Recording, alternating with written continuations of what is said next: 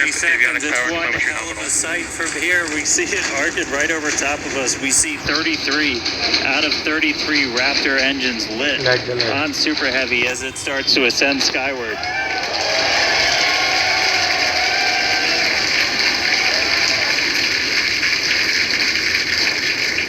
Coming up on maximum aerodynamic pressure, then only about a minute and a half until we get into hot staging.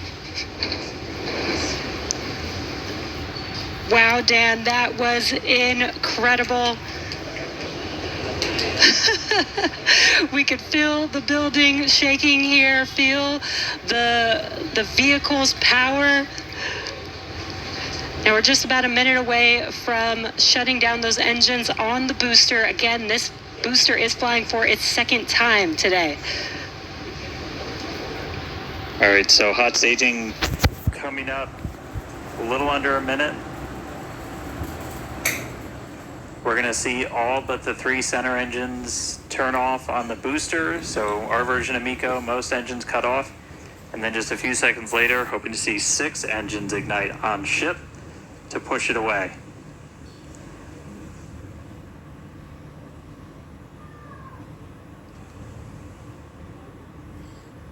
All right, hot staging, about 30 seconds.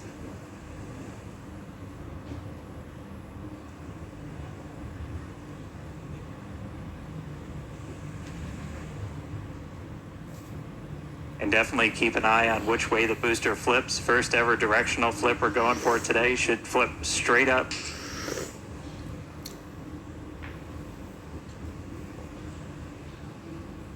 See those engines powering down? Booster engine cut off. Ship ignition. Stage separation.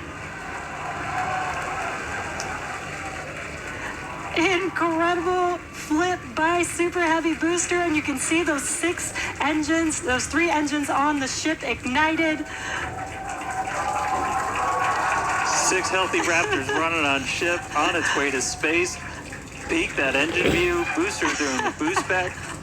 Chris, how's it looking over there in Hawthorne, man? It is looking... Chamber pressure is nominal. It is looking absolutely incredible here in Hawthorne. As we said, 6 healthy engines on ship. We've got 13 out of 13 engines on the booster. Now down to those 3, which is what we expect in the final moments of the boost back burn. Now, as a reminder, we are not recovering the Super Heavy booster today. We are instead going to do some... Booster shut down. And there we had a good shutdown of the boost back burn. Next up will be the jettison of that hot stage ring. Avionics power and telemetry nominal. Great call out there that everything looking nominal aboard the Super Heavy vehicle, which is returning to Earth, and we're going to be doing some experiments with it, including a higher angle of attack re-entry, as well as some engine tests as it gets closer to the Gulf. We are, again, because of these tests not recovering it, we are sending it to the Gulf on purpose to do those tests. But again, you see the booster on the left-hand side of your screen. You see ship with 6 healthy engines continuing its ascent to its planned suborbital trajectory. Everything going very well so far for Starship's 9th flight. Now 4 minutes, 15 seconds in. Great views from inside of the aft engine area of ship there, looking at those 3 sea level and 3 Raptor engines on the right-hand side of your screen. The booster doing its LOX dump, that liquid oxygen dump. So because we don't need some of that liquid oxygen propellant in its tanks, we vent that propellant out to lessen the booster's mass as it comes in for its landing. Just absolutely gorgeous views watching these 2 vehicles do their respective things in the skies over Texas here today. And Dan, we're approaching the 5-minute mark into the flight. Super Heavy is descending rapidly. What can we expect here in the next few minutes as it does its atmospheric tests? Yeah, now as we had talked about, Super Heavy might not have a very smooth ride down. We're going to be putting it through this higher angle of attack. So we're kind of pitching it up a tiny bit, increasing drag. We've done this in wind tunnels. We've done this in computer modeling. It shows that sometimes the control isn't great, but only one way to really prove it out, and that's to get real world data. So here comes Super Heavy. It should be igniting for its landing burn in just about 40 seconds from now. And we are going to relight 13 engines, then bring that down to 3 engines. As we talked about earlier, we will be intentionally shutting down. We will be shutting down one of those 3 center engines intentionally to push the limits of the Super Heavy booster. Raptor, chamber pressures nominal. And continuing to see 6 healthy engines on the ship, 3 sea level and 3 vacuum engines still ignited as the Super Heavy booster is making its way back down to Earth. We can see those grid fins doing some heavy work. Booster landing start up. Ignited for our landing burn.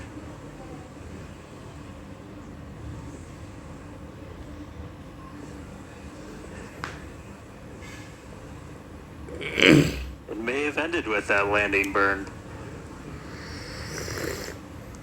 Does look like we lost telemetry from the booster once we started into that landing burn. Did you see your confirmation that the booster did demise? So the booster's flight ending before it was able to get through landing burn, but again, we are not bringing that back. We're expecting it to make a hard splashdown in the Gulf. We were getting live data back the entire time through that high angle of attack flight, so that was something that was really vital for us to get during this reuse. First reflighted booster. All right, ship. Has about 2 minutes left. In about 2 minutes, we expect all 6 Raptor engines to shut down. That will be SECO, basically second engine or second stage engine shut off.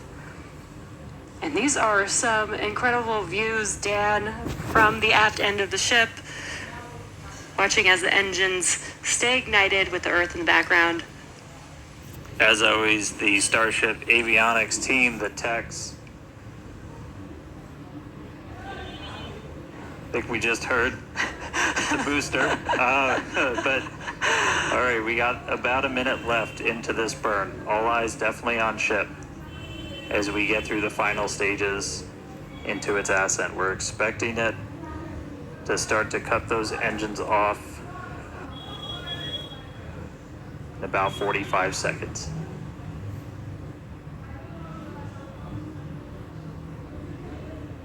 Terminal guidance.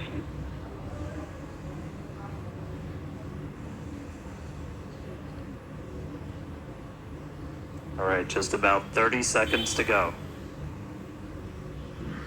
We're in terminal guidance, the final stages of this ascent burn. We did see shutdown of the Raptor engines. We do stagger these, so we do the Raptors first. Those 3 have shut down successfully. Sea levels still running. Ship engine cut off.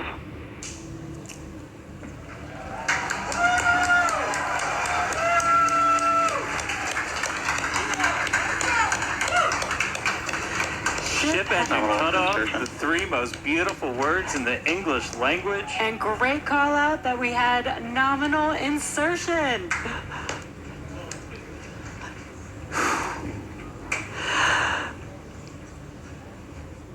An incredible flight test so far today. We reflew a Super Heavy booster for the very first time in 9 test flights. Ship is in its orbital trajectory. Again, it's going to remain suborbital for its mission today. But it ignited all 6 of its engines and made it all the way through SECO just now.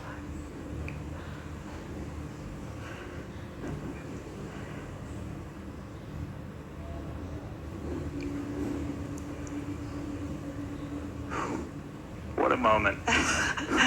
Incredible. All right, And we I got mean, that's still lots to come for the rest of this flight. Per usual, I need to collect myself. Hey, Chris, how's it going over there in Hawthorne, man? How's everybody doing? I think the elation and the excitement and the happiness at what we just saw achieved carried through across all of our sites. What An incredible view to see Starship back orbiting the Earth just under 11 minutes into our mission. Absolutely exciting to see all of this, and super pumped especially to see all of the team's hard work in action here today.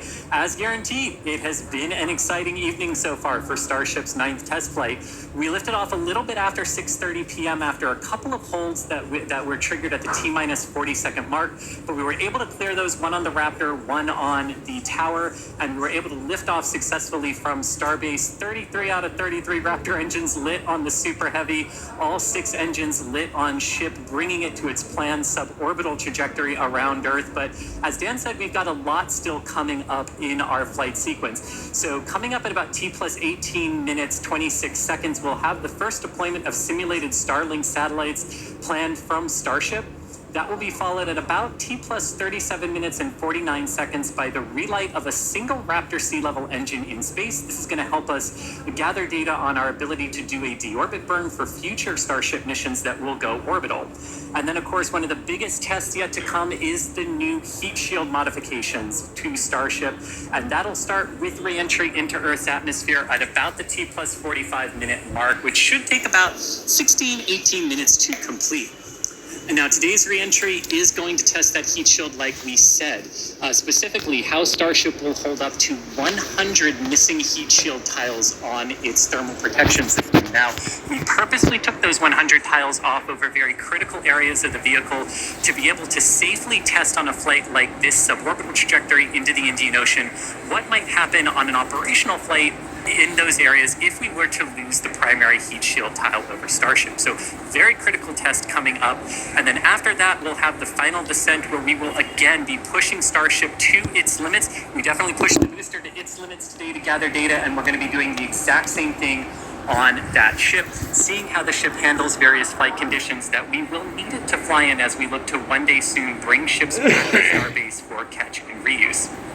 Now, while there are payload simulators on Starship for deployment today, as we will see in a few minutes, the primary data and the primary payload for today is the data. And today, just like with Starship's previous test flights, that data is coming to us courtesy of our Starlink network. In fact, it is from Starlink that you are seeing these wonderful views of ship in space right now.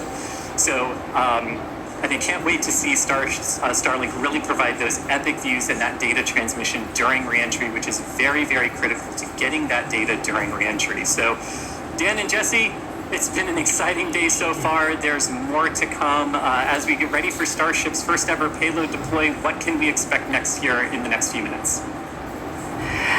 Thanks, Chris. Just going to reiterate, thank you to the Starlink team for these incredible views today. In a few minutes, Starship will deploy 8 Starlink simulators, similar in size to our next generation Starlink satellites. The Starlink simulators will be on the same suborbital trajectory as Starship, meaning they will passively re-enter the atmosphere, just like Starship. With tests like these, we can see how Starship's payload deploy systems work in flight while ensuring that these simulator satellites pose no safety risk to people on Earth or for other satellites in orbit. Now, this also ensures that any parts of these simulator Starlink satellites that do survive re-entry splash down harmlessly in the middle of the Indian Ocean. And then before we get there, though, we're going to have to open up that payload deploy door.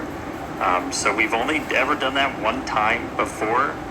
Pretty sure it was Flight 3. Someone on the internet, please check me.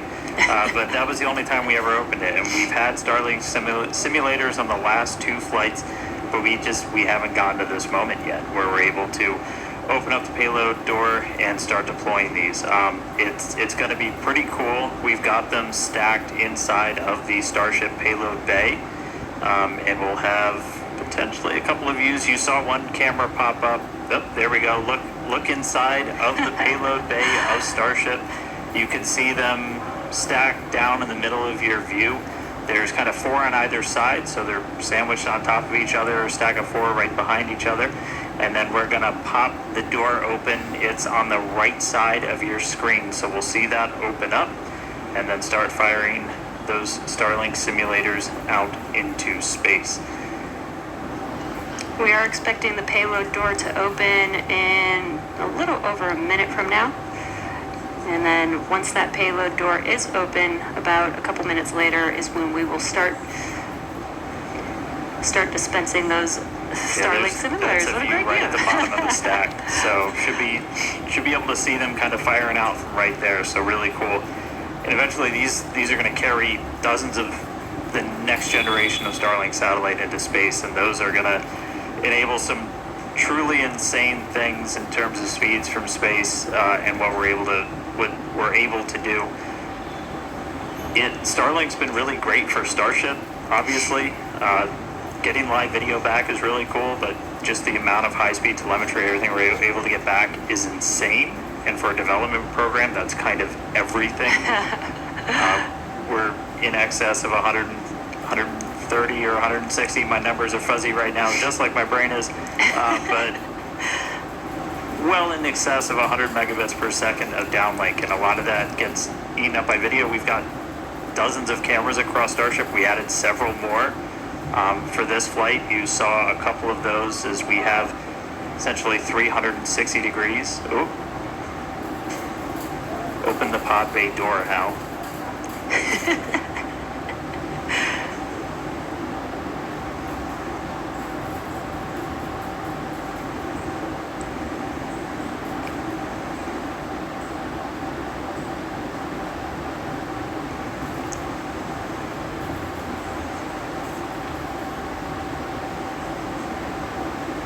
And we are expecting the payload door to open any moment now, so we're watching out for that. Again, you're looking at the inside of Starship as it's suborbital.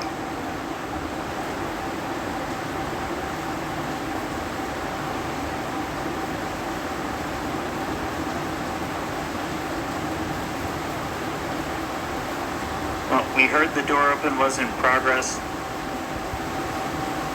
It was unable to actuate all the way open, so they are going to close it back up. Hal told me no. Said, I'm sorry, Dan. Can't do that. Looks like we won't get the door open today. But that's okay. This is obviously a test we want to be able to do before we're deploying full-on Starlinks. But the real focus for this, now that we are in space, is getting to that re-entry. That is the most critical phase of Starship that we still have to prove out.